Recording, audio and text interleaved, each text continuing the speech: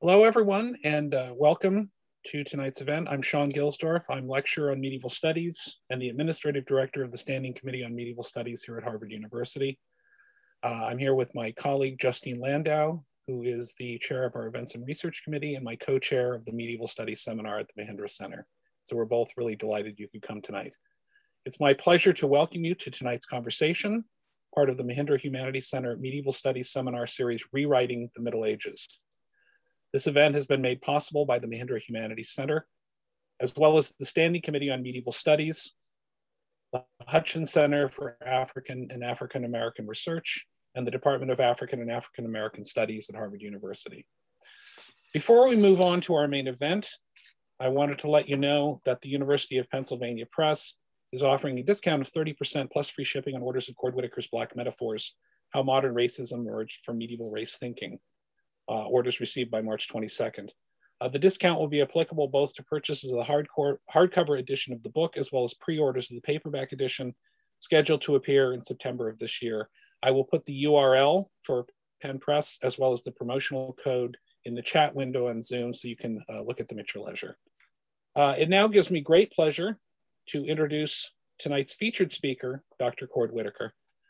After receiving his PhD in medieval English literature from Duke University in 2009, Cord joined the faculty of Wellesley College, where he's now associate professor of English. He's a celebrated teacher, scholar, and activist, familiar to many of us not only for his writing in academic journals such as the Journal of English and Germanic Philology, the Yearbook of Langland Studies, and Post-Medieval, as well as in the blog The Middle, but also for his critical work with Medievalists of Color, a professional organization dedicated to supporting the work of scholars of color working globally in the different disciplines of medieval studies. Not surprisingly, his teaching and scholarship have ranged widely across the Middle Ages and into the contemporary world, interrogating writers such as Chaucer and Langland, genres such as epic and romance, and the complex ways in which the medieval was used, abused, and remade in more recent centuries. It is the shimmering boundary between past and present notions of blackness and whiteness, and the enduring effects of medieval race thinking upon our own fraught constructs of race and the racism it engenders, that form the centerpiece of Professor Whitaker's compelling and captivating new monograph, Black Metaphors, How Modern Racism Emerged from Medieval Race Thinking, a book completed during fellowships at the Schomburg Center for Research in Black Culture and the Institute for Advanced Study in Princeton. It is this book hailed by critics as an essential contribution to the growing body of scholarship examining the relation of the pre-modern era to the histories of race and colonialism, one that is necessary for all university libraries to own and all scholars of medieval literature to read, that we'll be exploring this evening with Professor Whitaker as our expert guide. Joining our conversation today is our friend and colleague, Henry Louis Gates Jr., Alphonse Fletcher University professor, director of the Hutchins Center for African and African American Research at Harvard University, and honorary fellow at Clare College, Cambridge. All of you are familiar with Skip's many publications and media endeavors, hallmarks of a decades-long career dedicated to exploring and celebrating the history and stories of Black culture in the United States and beyond. Most recently in his PBS film series, The Black Church, This Is Our Story, This Is Our Song. Skip also has devoted his boundless energy, acumen, and enthusiasm to sharing the rich but often overlooked histories of Africa in the deeper past and their importance today, exemplified not only by his prize-winning 2017 series, Africa's Great Civilizations, but by his ongoing collaborations here at Harvard with the Committee on Medieval Studies, including conferences on the Trans-Saharan world and Christian Africa, as well as a year-long lecture series on Africa and the medieval world.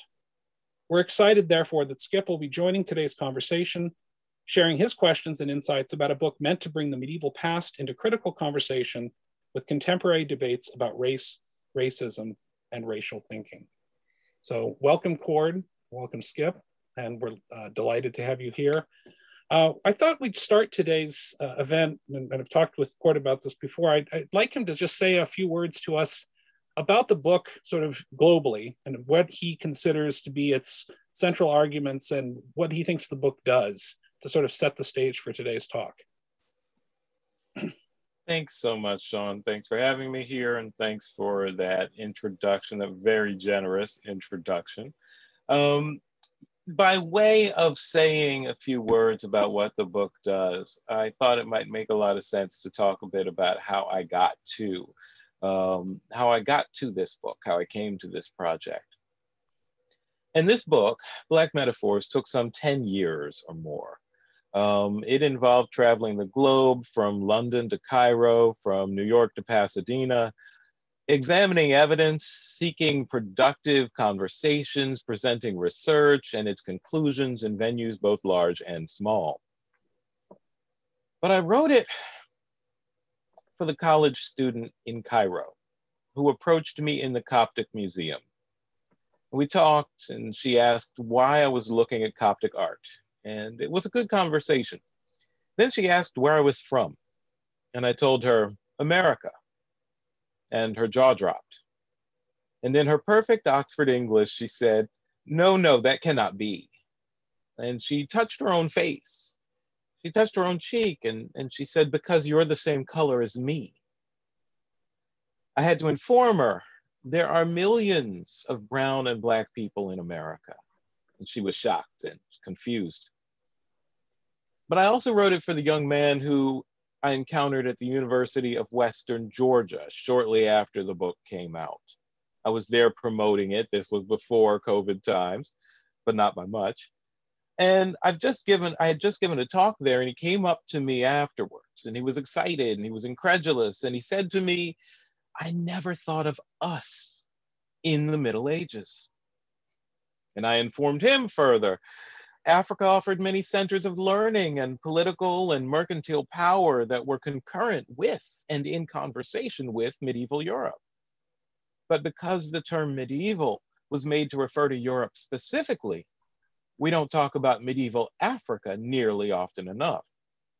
And what's more, for African Americans, it's one of the most insidious and nefarious legacies of slavery and racism that we're regularly led to believe that we have no history back beyond chattel slavery in the Americas. This is the enslavement strategy that Orlando Patterson has called natal alienation. The symbolic and cultural denial to the enslaved of, quoting Patterson, all claims on and obligations to his parents and living blood relations, and all such claims and obligations on his more remote ancestors and on his descendants as well. And as a genealogical isolate, he becomes desocialized and depersonalized as a non-being. In other words, the enslaved person becomes devoid of history. Both of them, this young woman at the Coptic Museum and the young man in Western Georgia, though separated by thousands of miles and a few years, were under the sway of racism's and colonialism's legacies, that the presence of Black people is limited in time and place. Disrupting those fallacies is a part of racial justice. People have traveled for a long time. Indeed, some of the best research being done in bioarchaeology these days shows that medieval European port cities, places like London, were in fact quite diverse. Bodies that have been exhumed and their DNA tested, even from under the surfaces of modern busy city streets, have shown that London's citizens in the 1300s included people from the Mediterranean, the Middle East, North Africa, and Sub-Saharan Africa alike. It included people who lived in London their entire lives, who were probably second and third and fourth generation Londoners, and it included people who migrated, whether as young children, as young adults, or even as older adults. But in short, Black people were very much in Africa and medieval Europe alike, just as Black people have been thoroughly present in modernity and in the Middle Ages alike. So when we know the history of race, we're better prepared for the world around us. And the past several years, of course, have been dominated by high-profile incidents of racism and anti-racist protests. The shooting deaths of Trayvon Martin, of Tamir Rice, and countless other young Black people at the hands of police, and in Martin's case, of police wannabes. And it's galvanized a movement to highlight the dangers Black Americans face, from acts as simple as walking down the street, or waiting for a friend in the lobby of an apartment building, or, as in Breonna Taylor's case, sleeping in one's own bed. The rise of Black Lives Matter, with its spectacular freeway protests, and the rise of the alt-right, with its pretensions towards Nazi Germany-style fascism and a predilection for violence seen as recently as the January 6th riots at the Capitol, are in no way novel. They have their forebears in Reconstruction and the rise of Jim Crow and in the Civil Rights Movement and in KKK rallies. And what each action and response conveys is fear. Black people, of course, are rightfully afraid of being gunned down in the street for simply being. White people have often been afraid that Black people will wrest from them their greatest power, the power that comes with embodying the norm. Black Metaphors helps readers understand where this fear and the binary racial system it creates and strives to maintain comes from. Black Metaphors is written to take readers on a journey through the literature and culture of the Middle Ages to show them how, in the West, Europe, and the Americas, the racial ideology that fully coalesces into its current modern form comes out of medieval race thinking. The period's strategies and discourses for discerning and categorizing people, from the use of physiognomies in political and business decisions, analyzing people's appearance in the hope of discerning whether one should do business with them or take counsel from them, to what Geraldine Hang has called Hermeneutic Blackness, in which blackness is used to make sense of heaven and hell, as the color of devils and demons, but also as the universalizing and leveling stain of original sin that in Catholic doctrine covers all people, regardless of, and often without interest in, actual material skin color. At the same time, the development of race also has medieval roots in the religious and cultural conflict of the Crusades, when popular writing, religious writing, and preaching in the Christian world portrayed the Islamic world as evil and eventually made people of color its symbol. Black Metaphors readers will be better equipped to recognize the racist rhetoric the crusading era helped create, whether it shows up in popular culture, religion, politics, or elsewhere. Understanding racism's history and recognizing even its subtlest language, Black Metaphors readers will be better prepared, in my hope, will be better prepared to identify and combat racism whenever and wherever it rears its head. But I also wrote it because I know that the Middle Ages' role in modernity is too often left unspoken.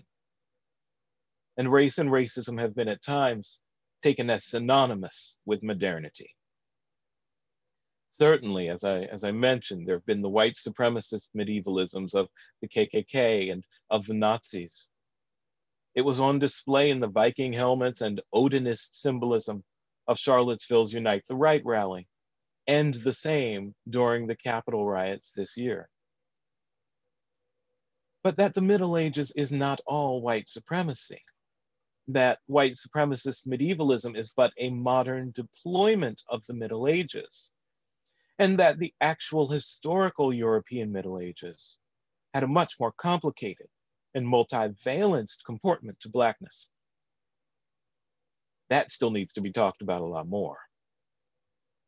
The idea of Black as a color of transition in pseudo-Aristotle's De Coloribus, or On Colors, or of Black as a way of describing the peasant, or in particular a peasant's bones, in a pastoral manual, while the same English pastoral manual can use Black for demons and devils, and for every single human being who is touched by original sin. That Blackness could characterize the patron saint of the Holy Roman Empire, Saint Maurice, and the most holy Jasper, or sometimes Balthazar, depending on your source, the Black one of the three kings, or the three magi, who represented the promise of Christian dominance in Africa in the late Middle Ages. Texts make him out to be the picture of holiness, while they also use Blackness to characterize his people, the Nestorians, as the most wicked heretics of all. I came by my interest in Blackness's history honestly. Having grown up in the AME Church, and in the city where that denomination, now some 2.5 million people strong globally, started out in a blacksmith's shop at the end of the 18th century. my every Sunday experience begged the historical investigation of Black history and of this thing called Blackness more generally and more as an abstract as well. The AME Church maintains its 18th century liturgy in ways that the United Methodist Church, for instance, does not. And as I puzzled over what the, quote, quick and the dead meant as a child, as I wondered why Jesus, quote, sitteth at the right hand of God the Father in the Church's Apostles' Creed, one of its central doctrinal documents, or why when we, quote, praised God from whom all blessings flow, we also addressed the heavenly host as ye. As I puzzled over these things, it became clear to me that the legacy I experienced every Sunday, and often at events during the week too, did not jive very well with the feeling, the discursive pressure, the legacy of slavery and racism that we Black Americans don't have a long history. Sure, the 18th century did not exactly challenge the notion of natal alienation, but it did interest me in Black folks' early American past. And as with so many things in the academy, one thing led to another. My liturgical knowledge made Shakespeare pretty easy to read. These and thous were not confusing to me. And reading enough Shakespeare in turn made Chaucer intriguing. And next thing you know, I find myself figuring out that learning Middle English has not only captured my imagination and engaged long-held interests in chivalry and chivalric romance, and even the idea of romantic love, and of course, church history, but it also made me a better reader of my favorite modern American authors, a better reader of Toni Morrison and James Baldwin, of African American authors deeply attuned to the histories and the concepts and tropes, and often of the history of each and every individual word they choose.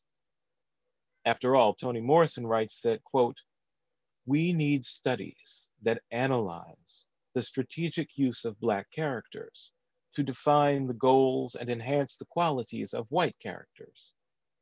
Such studies will reveal the process of establishing others in order to know them, to display knowledge of the other so as to ease and order external and internal chaos.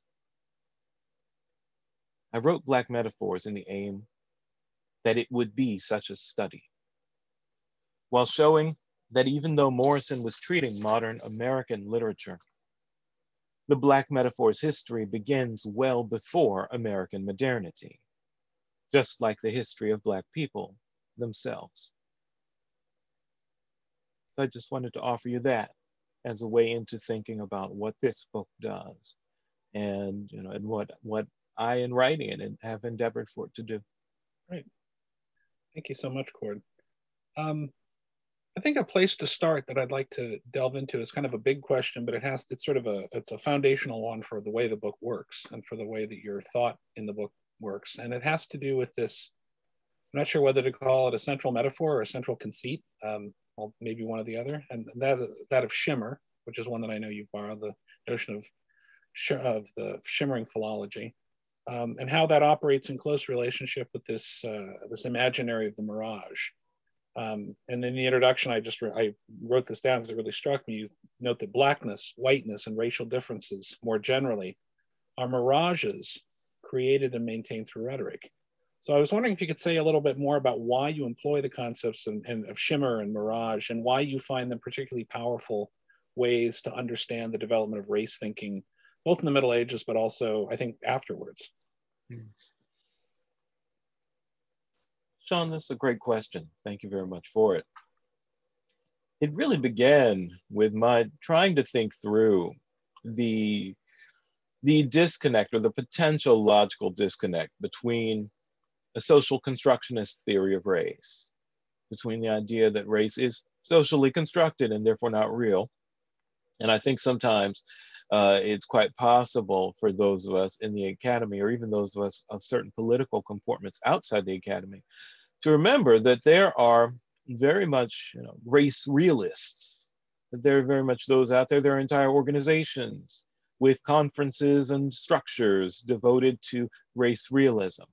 The notion that race is indeed a biological, that it is a biological imperative, and that it's very much based in biological and ineluctable difference. So I was thinking through a social constructionist approach to race, and how to get that to jive, or whether it did jive with the very real, experienced material effects of race in the world. And so as I was thinking about this and becoming more and more convinced that, that it is right to see a connection, a relationship between race as socially constructed and its material effects, would naturally beg the question, well, how can something that is discursive have such profound material effects and have such power that just saying that it is socially constructed does not make it disappear in a puff of logic, right? As some would like it to. This led me searching for metaphors, and for metaphors that would describe this movement between the ostensibly not real and the real. It set me to thinking about the relationships between, to wax Derridian for a minute, the relationships between the symbolic order and the real material effects of words, the real material effects of that which is expressed. And I found myself, really taken with the work of, a wonderful intellectual interlocutor of mine, Michelle Warren, and who has thought about the idea of the mirage as a metaphor, as a metaphor that's central to philology, to understanding how language works, and how mirage is a sensible way of explaining that relationship between the symbolic order and its effects. However, because race has been more often than not treated as visual, or treated as having its material evidence in visual expression, the mirage seemed an even more perfect metaphor for thinking about the relationship between words and the symbolic order and race and racialization. So it was that, it was that interest in trying to bridge this gap between the discursive and the real, and thinking about not only thinking about just how dire and urgent and immediate the effects of race can be, made the metaphor of the mirage all the more important. Because when we just think of a mirage in popular culture and popular discourse, often for a lot of people, the first mirage that comes to mind is the mirage of water where there is no water.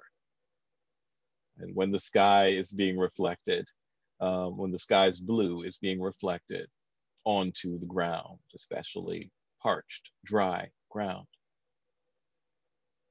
And it's sort of a classic popular literary trope that if you're parched, if you're in the middle of the desert and you see this mirage of water, I mean, you're going to run for it. You need it, right? You have to get to it. This could be life-saving, and then it's not there.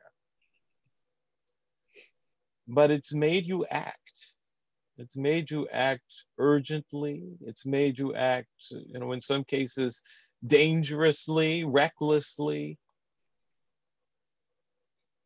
but it's not really there. However, it is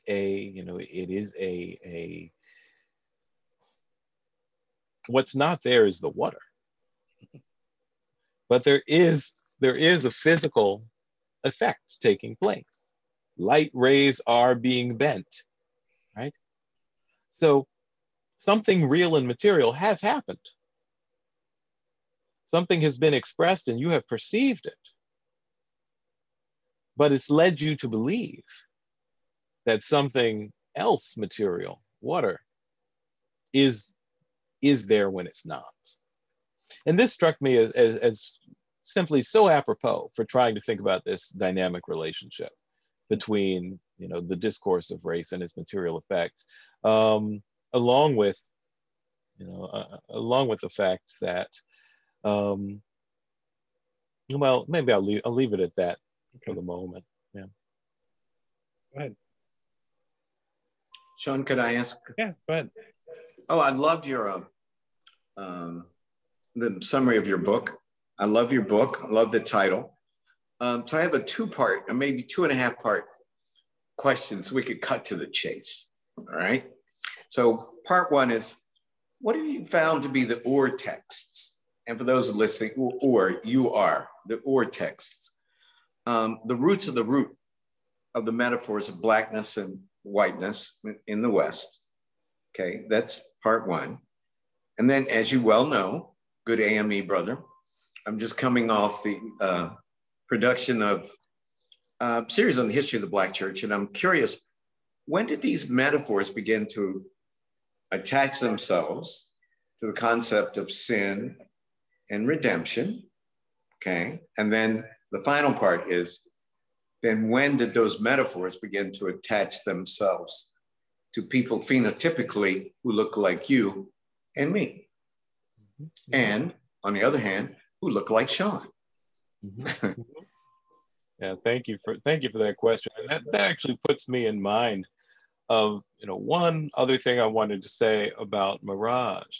It also became, once I landed on that metaphor, all of a sudden, really great work in whiteness studies, especially from the sociologist Ruth Frankenberg, presented itself to me that talks very explicitly about the, quote, mirage of whiteness.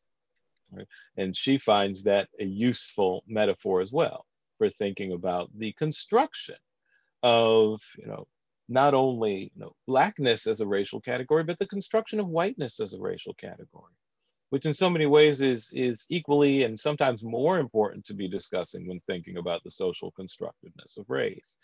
So I just wanted to put that out there too. The sociologists are also to blame for my use of metaphor. So to your questions, Skip, I think these are great questions, and thank you very much for them. I might take them a little out of order. In the West, you first start seeing blackness and whiteness, this sort of hermeneutic blackness that Hang talks about, but blackness and whiteness attached as metaphors for sin and purity as early as the 2nd century. You see it appearing with Tertullian in his writings. You see it in some of the apocryphal gospels, such as the Gospel of Nicodemus, which is really, really very concerned with light. But you can even see it with light and white light, right, as a marker of divinity. But you can even see it in some canonical biblical texts, the transfiguration, Christ's transfiguration, and all the emanating white light that text, talks about. So it's at that point, however, not so interested in phenotypic blackness. It's not so interested in, in people, Skip, you put it well, people who look like you and me. Because what's relevant, what matters the most at that point, and I'd argue what matters the most up through the Crusades, really from the rise of Christianity up through the Crusades and on into, really on into the very end of the Middle Ages, the very beginning of early modernity. What matters the most is the state of one's soul. So it's this hermeneutic blackness, it's this blackness as, blackness and whiteness as a marker of the state of one's soul that matters regardless of what the actual physical person looks like. You couple that with the political desires of the medieval Latin church for global dominion, to certainly have, and indeed it does have, strong communities on all three of the known continents at the time, right? Europe, Asia, and Africa, but it wants to expand even within them. And of course, after the rise of Islam, it's got another competitor that's doing a great job of spreading. But also we have to remember, in the Middle Ages, it has other major churches that are competitors too, and that are more popular on the African continent and on the Asian continent. So there's a lot of political, weight given to having a Latin Christian community that looks like everybody in the world. And that includes everybody in the world, no matter what they look like.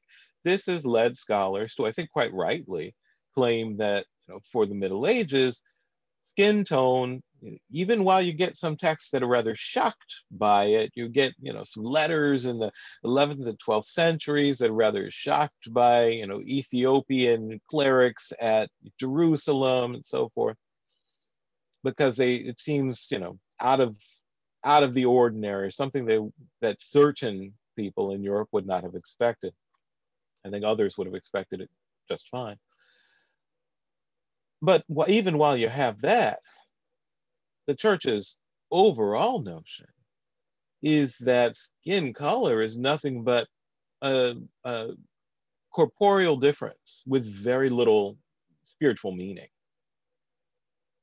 I do argue that it is in the rise of the New World, the rise of colonialism, but also as African chattel slavery, even into Europe before the end of the Middle Ages, begins to look more and more politically expedient and more economically expedient.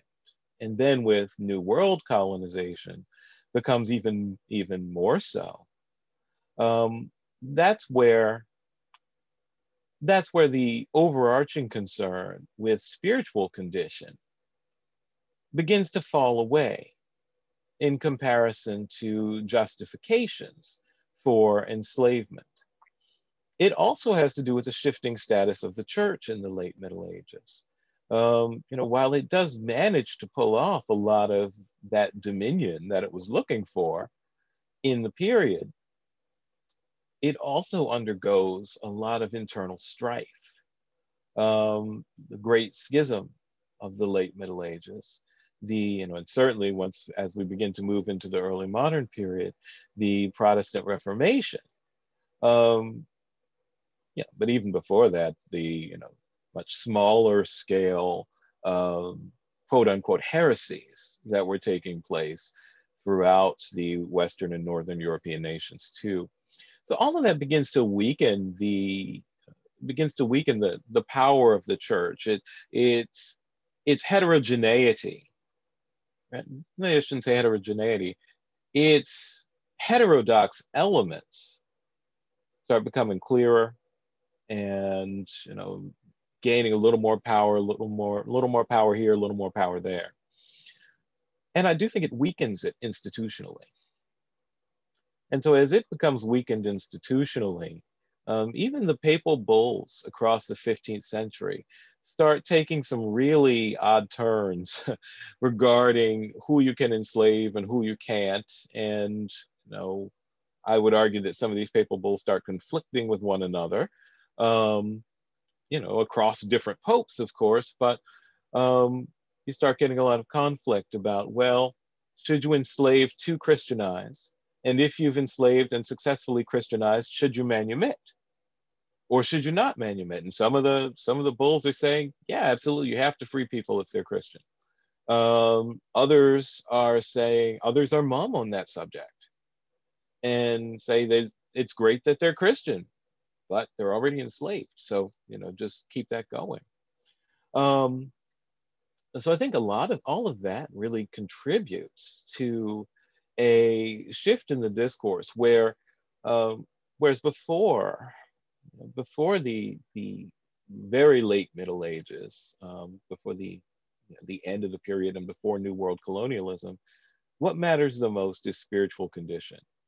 Phenotype is used as a tool to try to understand spiritual condition, but also to try to advance the power and dominion of the church globally.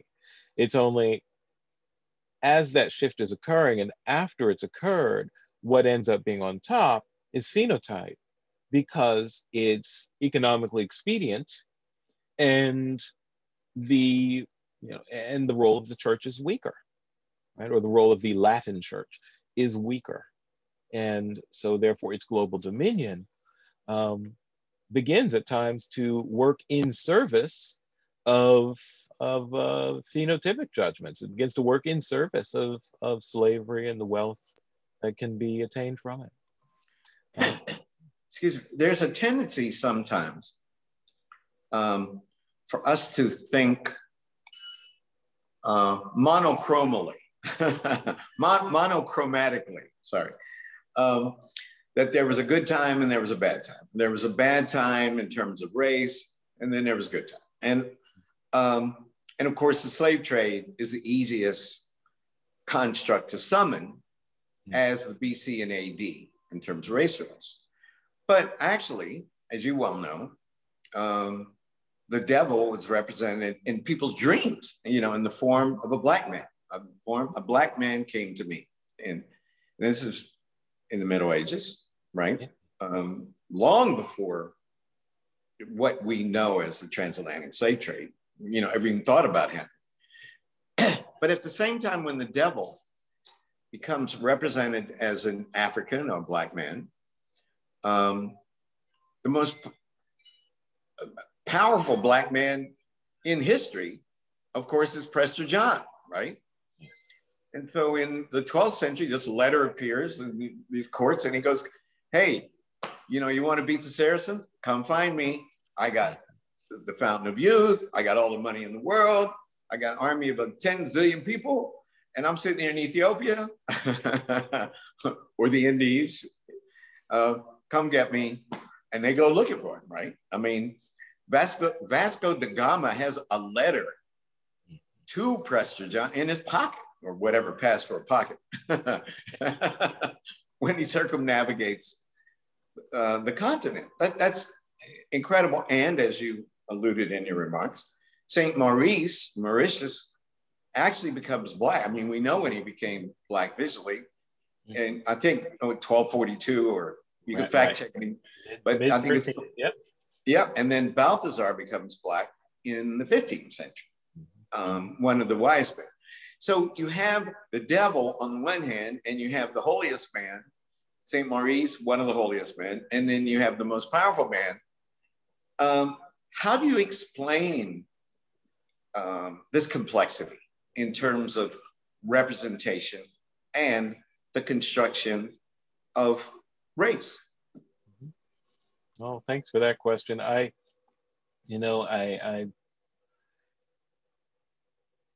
It has everything to do with the status of Blackness as spectacular, right? It has everything to do with the status of Blackness as spectacular in the Middle Ages, which is not to say that individual or normal, or actual material Black people were spectacular. In many places they were not, as I said before.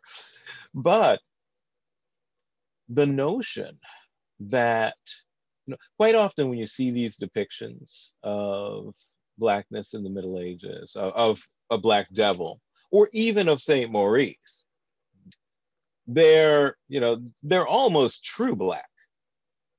Right? They're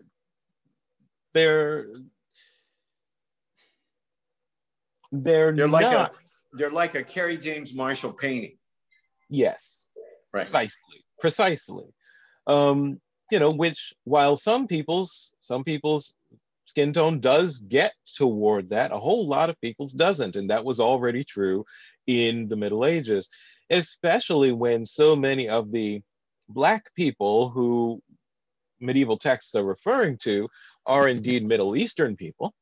So actually they have a Berber, what we would call a Berber phenotype, in addition to those who have much, much darker skin and sub-Saharan phenotypes, etc. So that's one thing to keep in mind, I think, when we're thinking about the spectacular nature of Blackness and the way it can be trotted out and hermeneutically, such that it's about the difference and the sort of frightening, awe-inspiring difference of devils or demons, which is simply paired with the awe-inspiring whiteness of angels. And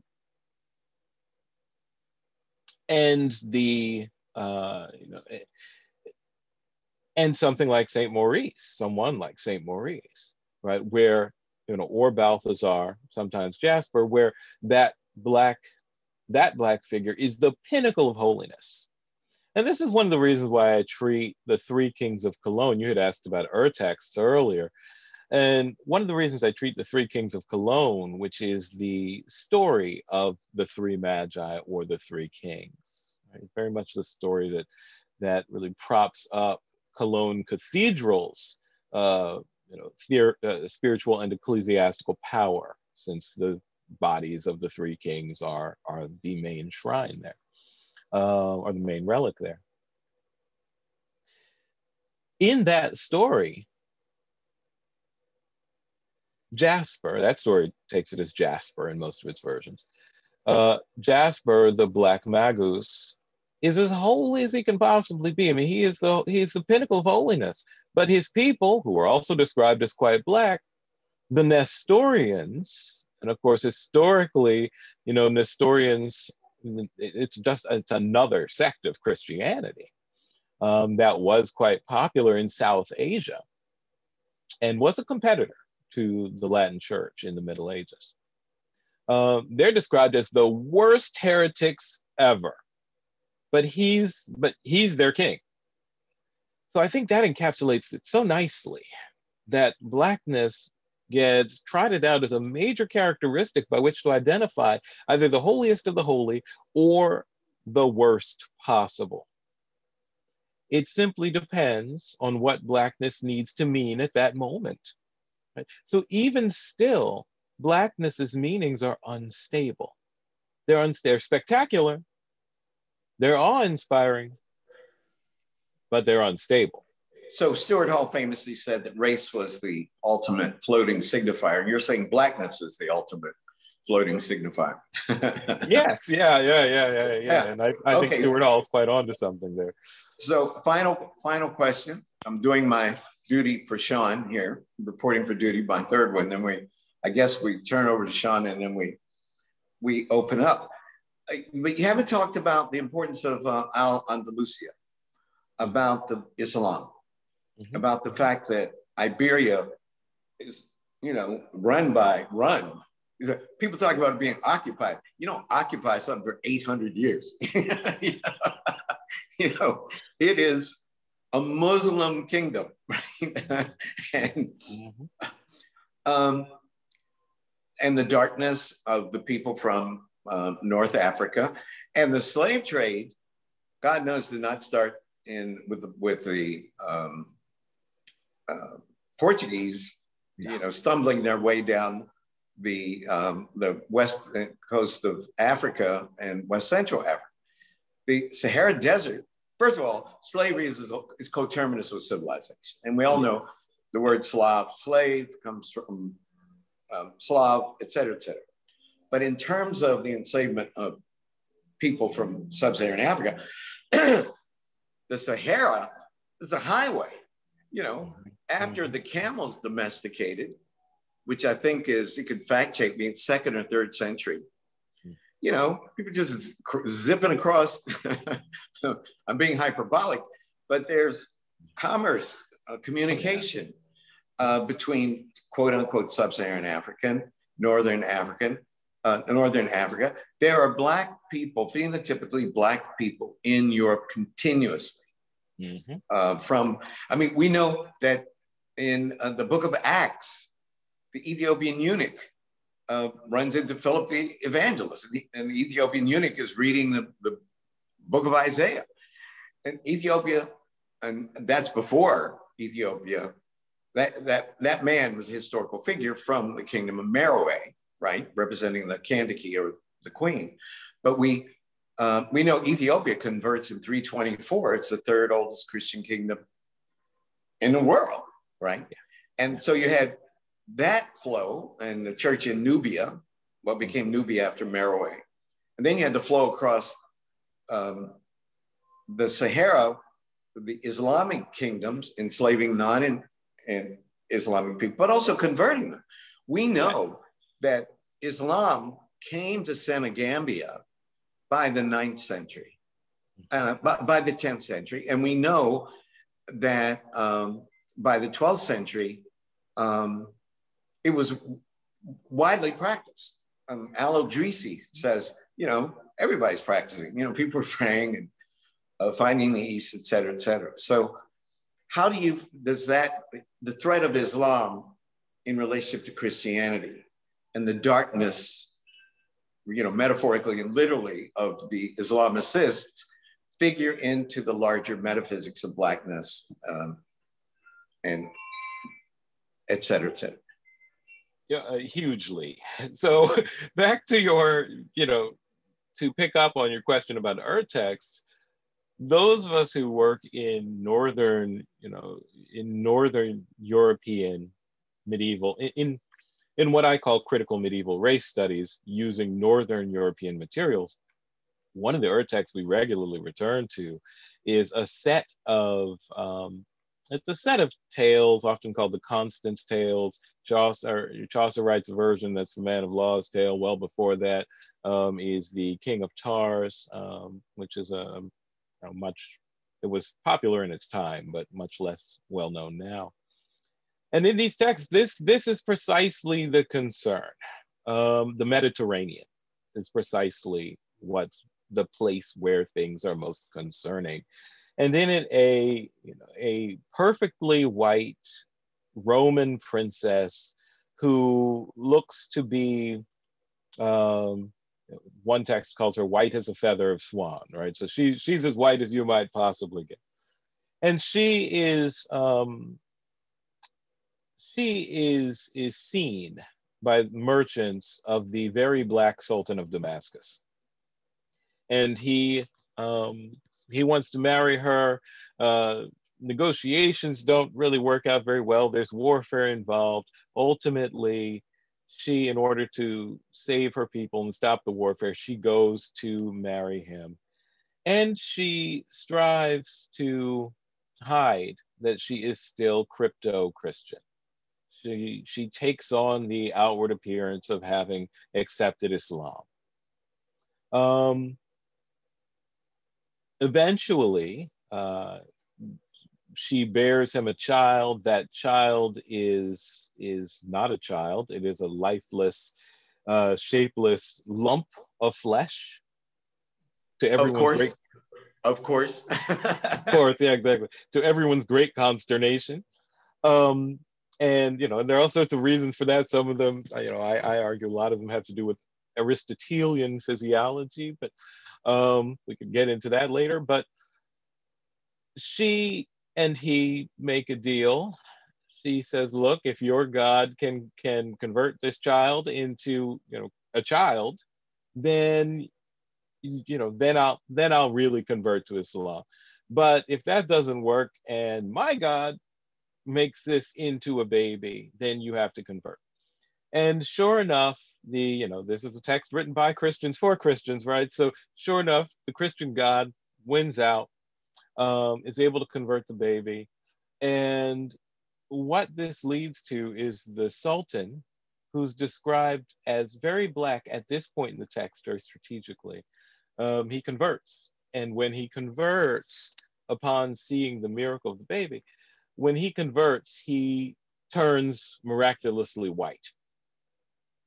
And, and quite often when people first encounter this text, they'll sort of ask questions like, medieval people didn't really think that could happen, did they?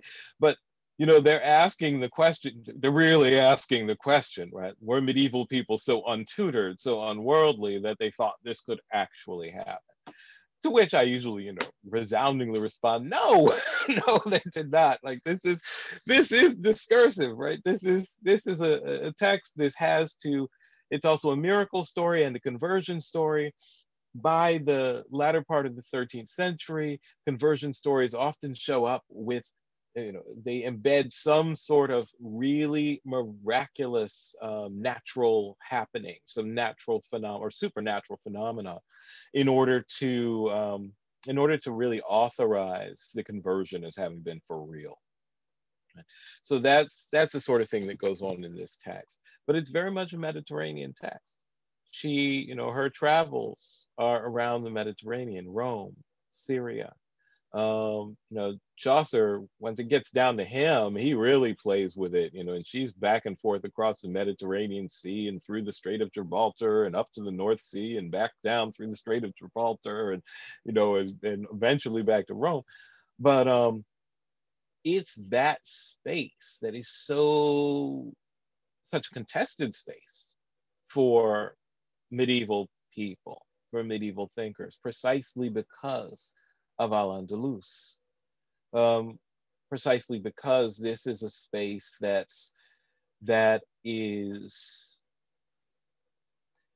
it's a space that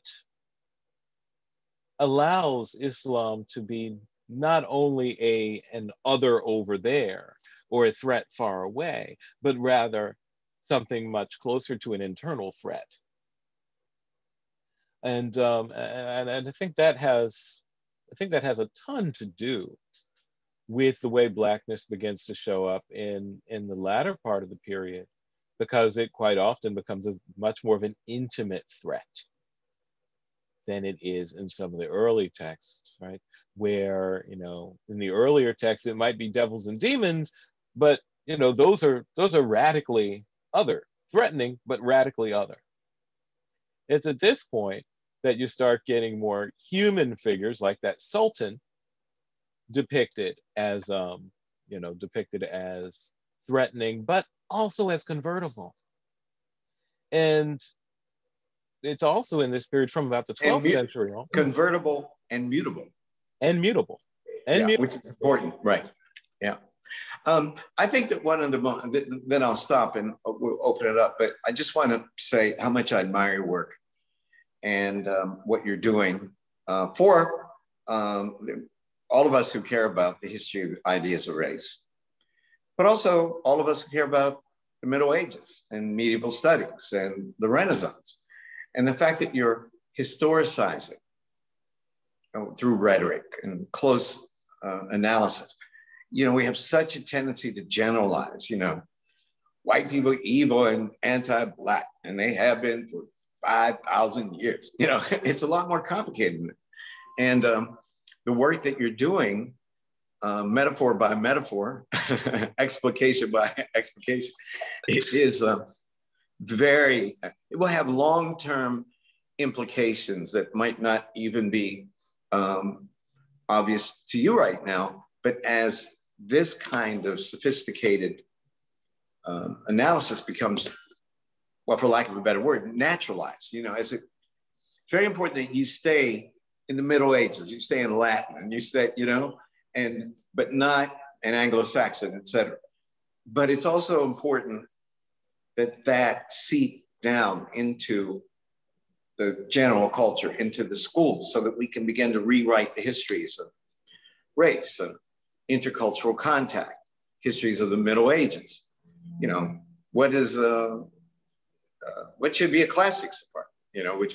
What should be medieval study? The whole thing. We're at a very exciting period when, partly out of desperation, classicists and medievalists are looking for ways to survive institutionally.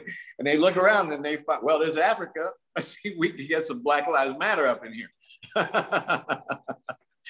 But it's important because it was important all along. And many people knew this. I'm being hyperbolic. And there's a long tradition of explication, as you know. But it's more urgent and more relevant now for institutional reasons as well as social reasons. So that excites me as a scholar of African and African American studies, which is why I love doing things with the medievalists at Harvard and the classicists too, and the Renaissance scholars. And so the fact, I'm just saying that you're playing a pivotal role in a redefinition. It's like the culture wars of the wars about the canon in the 90s.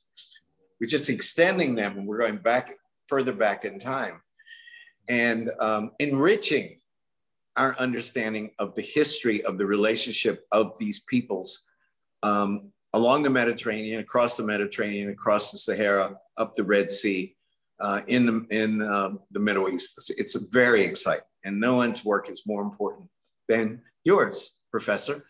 So I'm going to now be quiet and watch, but I just wanted everybody on this Zoom to know how I felt about your work. I even bought your book.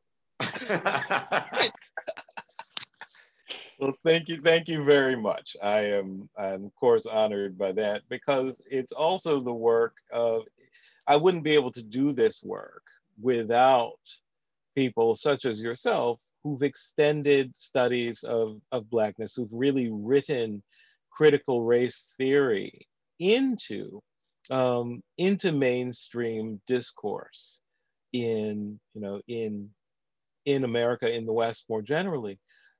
It was not that long a time ago when our early 20th century Black scholars were doing a lot of this work too, but it was far from accepted within the mainstream, right? Even if they were teaching at such wonderful places as Howard, they would be doing research and into the history and historiography of Black folks before America, before the United States.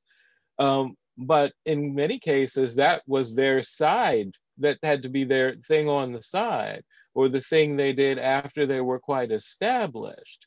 Whereas their main source of study, their main area of study was still Aristotle, or it was still, in some cases, true to my own heart, Chaucer, right? But it certainly wasn't, the role of Blackness in the Middle Ages, or it certainly wasn't,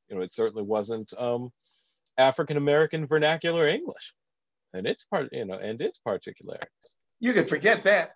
Even when I was a graduate student, you couldn't do a PhD on Richard Wright or Ralph Ellison, or not at major English departments. That would change. A course on the Great American Novel would have one. I mean, where I went to graduate school in England, you could totally forget that. You couldn't even write about somebody who was alive, which might not be such a bad thing, but but that kind of limits the number of Black writers you could squeeze in there, Anyway, and go ahead, Sean. Thanks. I think it would be a good time. We're at 6 o'clock, and we have a lot of people have been chiming in with questions, comments, and so I thought I'd sort of field some of these to you, Cord, and get your take on them. And I thought I'd start with one from our colleague Brett Whalen down at UNC, who asks about the European encounter with the Mongols in the 13th century, which is something that you kind of touch upon in your work on Mandeville. And how the encounter with the Mongols intersects with the notions that you are exploring in the book on the constructedness of race. And he notes, it seems like a corner was turned I like that phrase, in the Latin Christian tendency to view and judge a previously unknown people by their appearance, their language, their clothes, their gender roles, in terms that we now would associate with, quote, race realism. And I think this would tie in perhaps also with the Prester John myth. So I'm just curious about your response to that and the connection. This is something Jerry Hangen has also written about, I know. Mm-hmm. Yeah, that's thanks for that question, Brett. And you know, it's interesting to use the phrase "the corner was turned," because to my mind, it's sort of like several corners were turned, because you had to, so much of the late medieval European, high-end late medieval European fascination with the Mongols has to do with Islam, and has to do with their interest in finding friendly forces around the world who are going to help them combat the competition that comes from Islam. So certainly the European encounter with the Mongols links up quite well with the Prester John myth, because they're quite often looking for, I think Skip mentioned earlier, you know, the Indies, or the three Indias, as they often appear in medieval texts, including Mandeville, you know, which is, you know, roughly actual South Asia and also Central Asia and also Ethiopia, and you know, it's a very, you know, sort of everything kind of over there. They, at one point, some people even speculate that the Khan may be Prester John, and if he is not Prester John, then closely related with Prester John. And then when it becomes clear that the Khan is not Christian, well, the discourse shifts to, well, he appears to be friendly to Christianity. Perhaps he will become Christian, etc. So there's a lot of hope that, you know, that they will be the saving grace of the Crusades. And it's really only in about the middle of the 13th century when the Mongols started attacking the fringes of Western Europe, or the fringes of Europe, really Eastern Europe, that a lot of that hope starts to fall away, even as they're still rather awed by the power of the Mongol Empire. So this is one of the reasons I write about it in the book, and why I do treat Mandeville, you know, along with the fact that the Book of John Mandeville is so concerned with so many different kinds of difference. It really is rather an encyclopedic text. I would say even in the tradition of much earlier encyclopedic texts, which, you know, I argue have everything to do with racialization too, such as even Isidore of Seville's etymologies. So these texts that are interested in categorizing and listing peoples around the world and finding some way to characterize them, be they quite often mythical.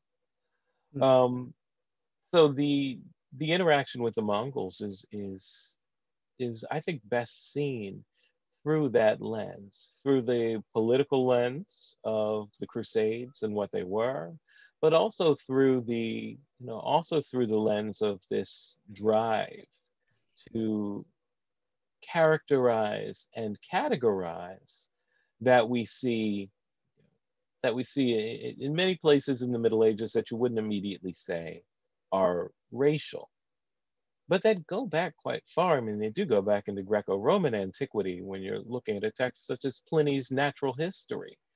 So these, you know, world chronicles, world histories, all tend to they tend toward things we might call lists of nations and encyclopedic thinking about the peoples of the world. Not to mention, they're also a great place to find evidence of climate theory, which is another element of racialization we haven't talked about here much today. But you know, those climate theory, just to quickly define it for those who may not know, climate theory is the notion that it is the climate that affects peoples appearance, their physiognomies, their phenotypes, and also their character. And quite often climate theoretical texts will, they're much more concerned with the etiology of character.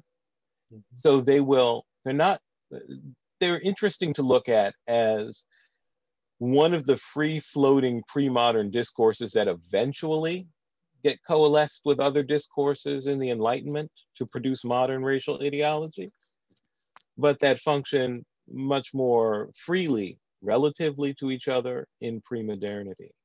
So those climate theory texts, you have the climate, you have what it does to the appearance, and you have what it does to the character or the intellect. But those texts don't tend to go as far as saying, if you see this phenotype, that necessarily means that character or that intellect. Right? So the concern is much more with the cause, the etiology.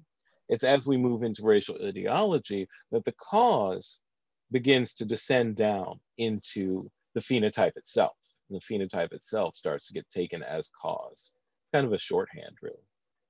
So yeah, that was a long answer to the question about the Mongol Empire. But I think I hope to have offered something valuable in response.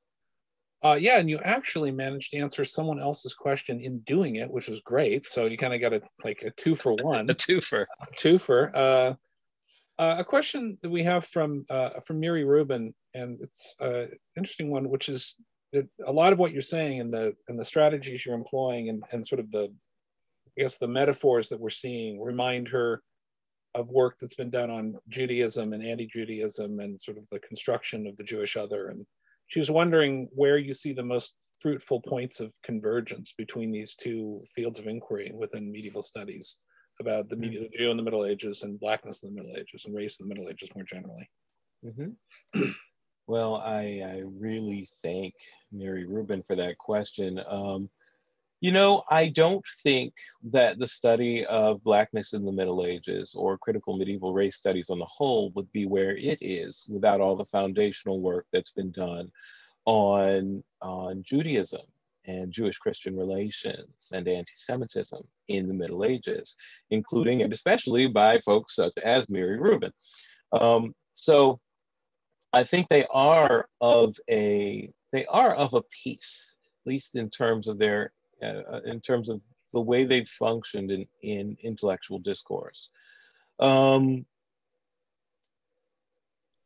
think there are a lot of points of convergence because so much late medieval thinking that I argue is also race thinking has to do with conversion and the interior state of the soul, and with marks of conversion, with exterior observable marks of conversion, and with the threat of false conversion or apostasy. I often think back to medieval texts, conversion narratives, or sometimes they're really, you couldn't even really call them conversion narratives. They appear in chronicles such as Matthew Paris's, where a Jew who has converted to Christianity is suspected of not having really converted. And it becomes life and death matter. People are chased down. People are brutalized in these texts. And the texts in many ways sometimes the texts are quite sympathetic to the person who may or may not have really converted. And sometimes the texts seem to be egging on their, Christian Western European readers to be investigating everyone's conversion. And there are some texts, like I've spent a lot of time with the 14th century alliterative siege of Jerusalem, which toggles back and forth. It vacillates between doing both. So I think that instability, that concern about instability, and the fact that the nature of the Jewish person, the nature of the Jewish person's soul, the nature of the Jewish convert's soul and the state of it is always up for question, is always up to question, often makes the Jew in medieval literature a representative of a threatening instability in a way that I think has a lot of purchase for how we think about these hermeneutic uses of blackness in the Middle Ages too. Where, you know, as I said earlier, you know, it isn't until the later Middle Ages that the Black figure starts to appear as internal, you know, as much of an internal threat. But the Jewish figure is, through a great swath of the Middle Ages, already seen as the most internal of threats. It's that status that makes the instability, that makes it so useful for medieval thinkers.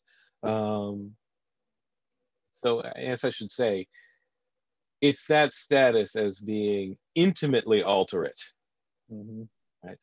The other within, the threat that's in the house. It's that status that makes the instability of the character, of the figure, so valuable for medieval thinkers and medieval writers. For Black figures, because Black figures are transitioning in the period, they're transitioning from, you know, from being either, you know, the devils and the demons or the holiest of holy to, you know, to actually, to coming down to the level of the actual material person who may be a threat or a commodity. Who may be a threat because Islamic, or a commodity because, you know, enslavable or usable, right? So it's that shift that we're seeing in the Black figure, but the way the Jewish figure operates for quite some time in the Middle Ages can help us to understand what's happening to the Black figure as we move toward the later Middle Ages. So another a question that's recurred enough times that I'm going to put it out here because there's various permutations on it, but have to do, all of them circle around the something that, I guess this goes back again to the floating signifier role of the Black, so we can say the Black body, the Black face, Black figure, crystallized around this figure of the Black Madonna, and where you see the figure of the Black Madonna, which of course has purchase in various places, in northern France, but also of course in Eastern Europe, in the Rus, and how that figure of the Black Madonna, you think, to what degree is it part of the development that you're trying to trace here? To what degree is it part of the same? I mean, it's clearly some connection, but how do you see that connection, or have you thought about that, the Black Madonna figure, and how that fits in? Because of course it adds the additional, I think, fascinating aspect of gender to the mix that we haven't really talked about very much today. No, we haven't. I'm glad it's come up. You know, the Black Madonna, I think absolutely there is an element of that same, you know, matter of global dominion of the church, global dominion of belief, right? And so it is, you know, to put it frankly, it is inclusive in a way. It's inclusive of Africa, right?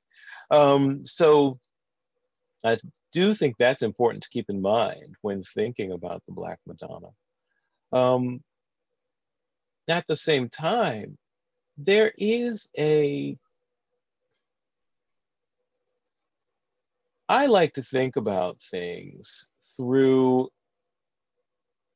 the way that learned discourse gets filtered down. I shouldn't say filtered down, but filtered into popular discourse in the later Middle Ages. So I think through romance a lot of the time. And one of the things that occurs in a lot of late medieval romances, especially Crusades-related romances, are that Muslim princesses, Muslim beauties, sometimes who are quite white but still Muslim. So therefore, even though they're quite white, it brings with it the specter of blackness because she would be expected to be black. They're presented as quite desirable figures. They unleash really a desire, and I argue in many ways a proto-colonialist desire for all the wealth and richness and attractive otherness that comes with the dark and beautiful figure, that comes with the black and beautiful figure, that comes with, in this tradition, of course, we also have this tradition coming down out of the Song of Songs, and the way the Song of Songs is read, right? And the black but beautiful is absolutely desirable, right? But there's another element to it too, which is that, and I owe this argument to Bruce Holsinger at the University of Virginia, but and he made this argument some years ago, and I think quite rightly so, that the black desirable figure, the black bride of the Song of Songs, I would also argue the black Madonna, desirable for her purity, is meant to inspire the clergy to, and this is Bruce's term, to a militaristic desire to conquer the concupiscence of their own wayward souls.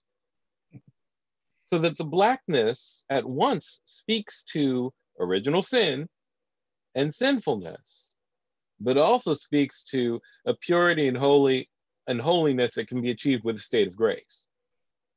Who is possibly in more of a state of grace than the Madonna, than the Virgin Mary? No one. No one is possibly in more of a state of grace except for perhaps Christ. So even that. And doctrinally, he's not fully human. He's fully human and also fully God. Whereas she is immaculate, but also fully human. Right?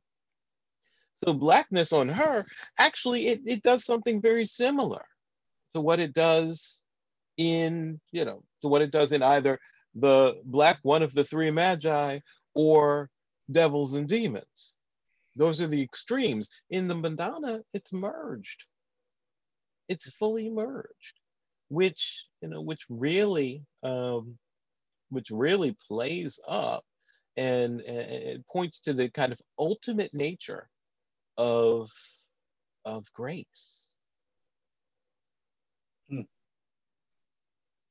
That's really interesting, because I was thinking about that, because there was a question along very similar lines from Ingrid Nelson about that very question of the black. I am dark, but I am fair, or beautiful, depending on how you translate it, and talking about the erotics of that. And it's really fast. I mean, of course, the monastic tradition of reading of the Song of Songs is profoundly de-eroticizing, or perhaps it eroticizes in a different direction, if we want to think of it, erotics in a slightly different mode.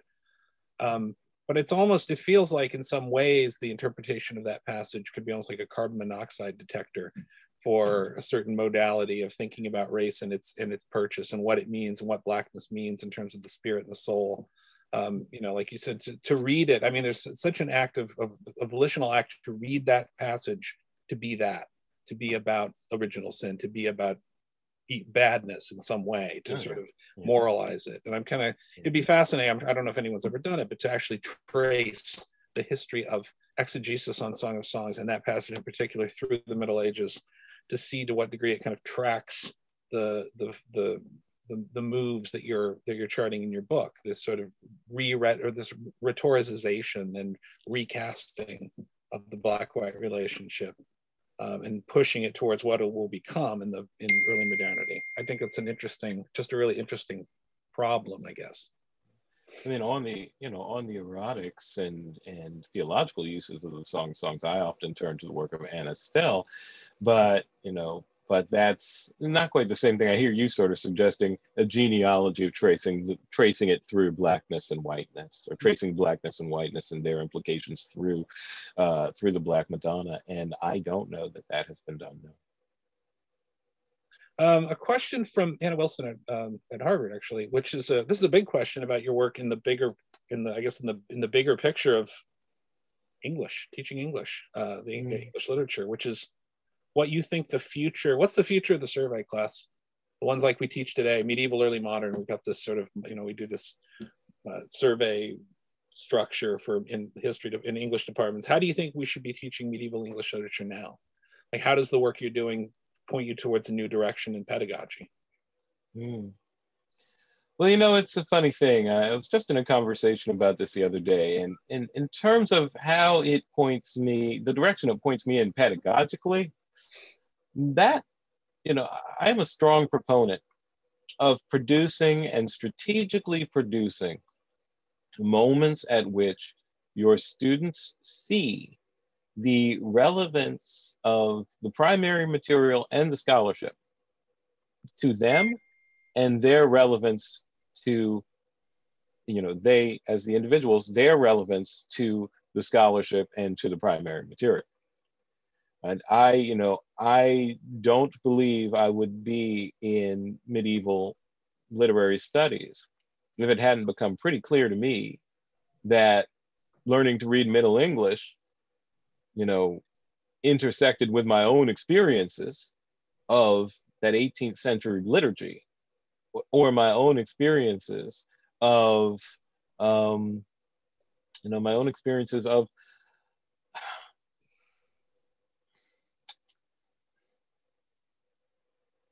my own experiences generally, my own experiences and interest in, like I mentioned, that interest in romance and interest in where on earth does this idea of courtly love come from, right? All of that, was bound up in my experiencing, my being exposed to and learning about this historical literature and language. So I try to produce those kinds of moments for my students, those aha moments, even when, and I try to be open to them, even when there's something about an argument that a student wants to advance that, and that argument is very, it's very meaningful to them, but it somehow flies in the face of the fundamentals of scholarly method, or flies in the face of the text, right? It reads completely against the grain of the text. I even try to take those as teachable moments. I'm like, where I can say, okay, I see why this argument is so meaningful to you, and I strive to validate that. But here's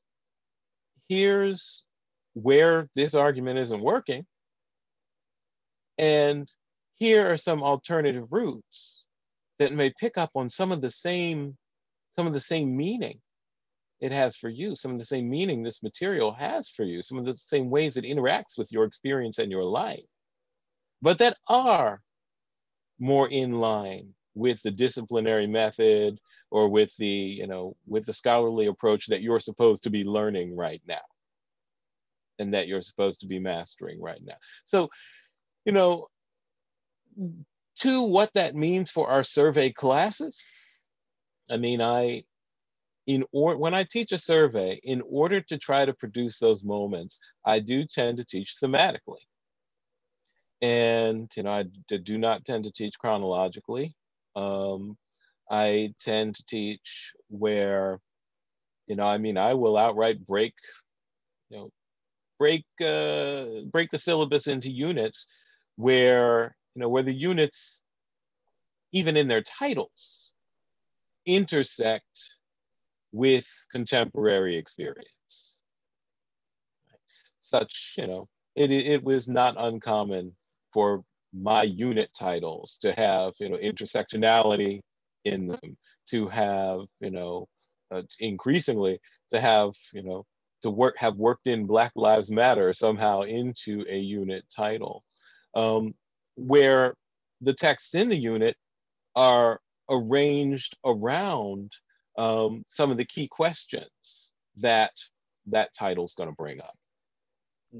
So, you know, I think when I also hear in the question, you know, the future of our surveys, I kind of hear the question, should we keep teaching surveys?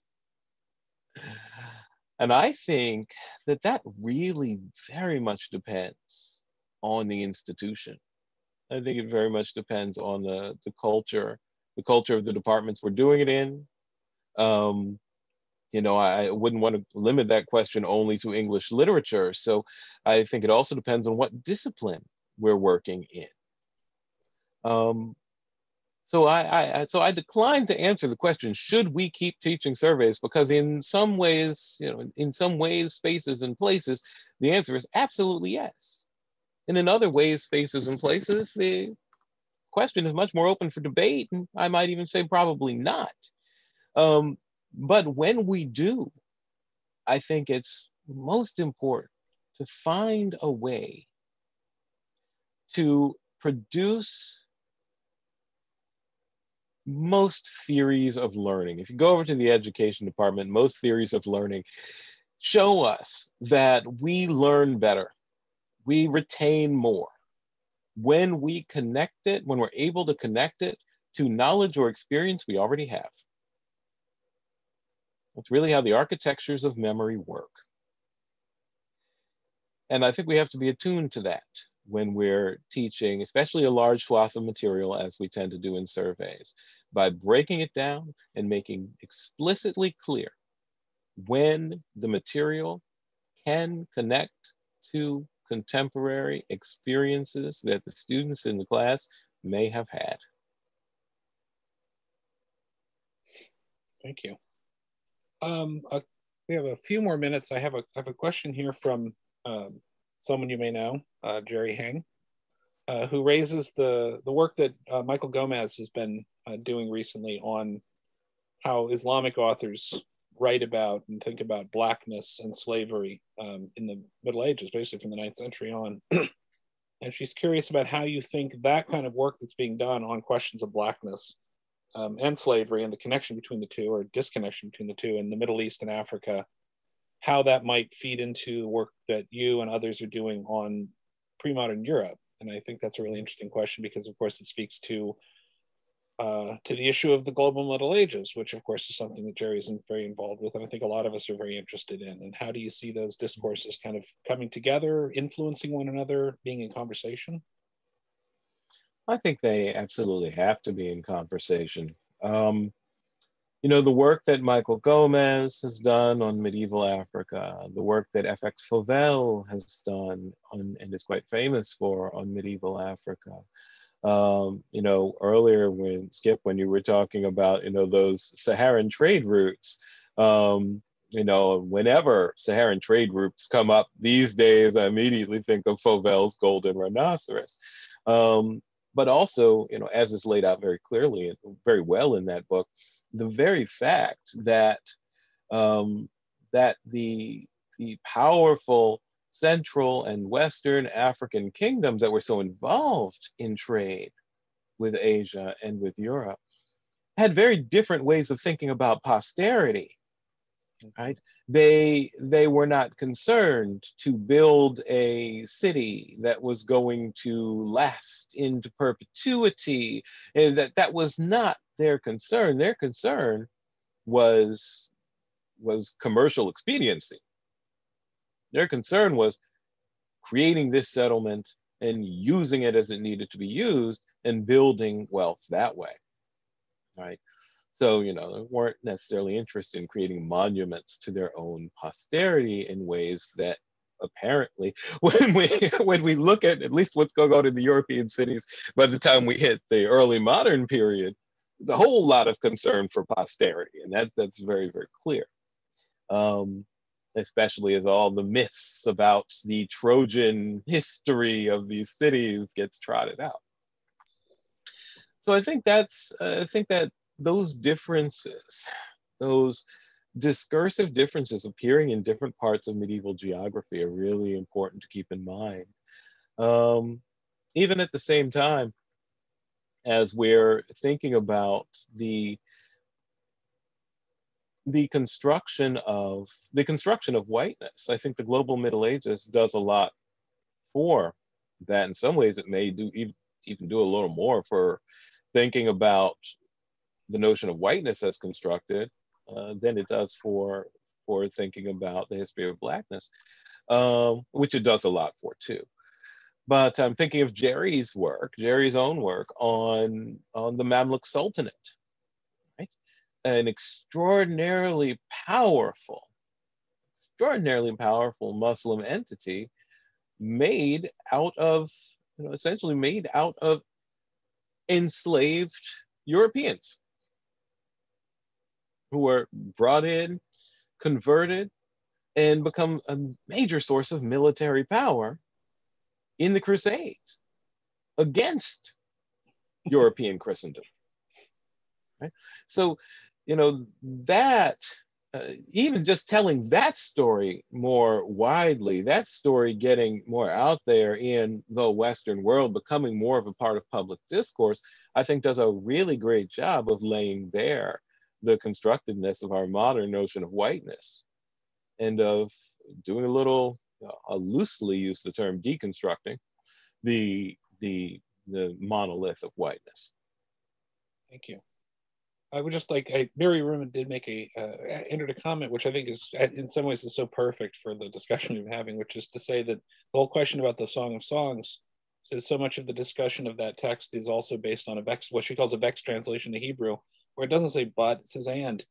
So I'm not black, but I am black, but I am fair or comely. I'm black and comely. And what does that mean? Like, just think about how much that, because this goes, I think, so much to your book, which is so much about rhetoric and about how language really, I think that was one of the things I think is fascinating about the book, is its deep investment, how seriously, which sometimes isn't the case, as a work of literary investigation, takes seriously rhetoric and takes seriously argument and takes seriously that these things are made through language and through the way we talk about things. And those things really count. And again, I think this is it's not necessarily about Mirage either, right? It's about the words. It's more like Austin. It's, speech acts. The things you say do things. They do things. They do things to people. They do things to bodies. They do things to minds. And I think that's something that's really comes through very strongly in Black Metaphors, which I would say I really appreciate about the book, and how seriously it takes that. Now, how challenging it is for that reason. It's a much more challenging thing than to just sort of make, as Skip had said, sweeping generalities, which make us all feel better or worse about ourselves. Instead, it makes us really think and see it's not just so easy as we'd like it to be. So I'd like to just say that that's something I found particularly appealing and particularly rewarding about reading the book. And I hope that everyone here, if they haven't already read it, will do so. And I'm sure you would appreciate that as well for all sorts of reasons. I think it's we've reached our time, and it's dinner time out here on the East Coast. Skip's on the West Coast. He's getting ready for his afternoon tea. But I would like to, on behalf of the organizers, I'd really like to thank you for doing this and taking the time to share your insights. And it's really been a fascinating conversation. And unfortunately, we're having to end it. And I kind of wish we could keep it going. And so maybe we'll have to do round 2 at some point. But many thanks to you. I love that. Bravo. Excellent, Cord. Excellent. Thank you, Sean, for being such a gracious host. Thanks, Skip. I have to thank you both for being wonderful interlocutors, and definitely thanks to everybody who's in the audience and who has asked such wonderful questions. And yeah, it's also only my regret that I've got to go eat dinner and can't just stay and answer all of them until late into the night. But hopefully at some point we'll all get back to being able to do some things in person, and then you run off to dinner together and keep these conversations going. Exactly. At least over a glass of wine. At very least. So from your lips to God's ears. Yeah. So thanks very much for having me. Thank you so much. I really appreciated it. Good night, everyone.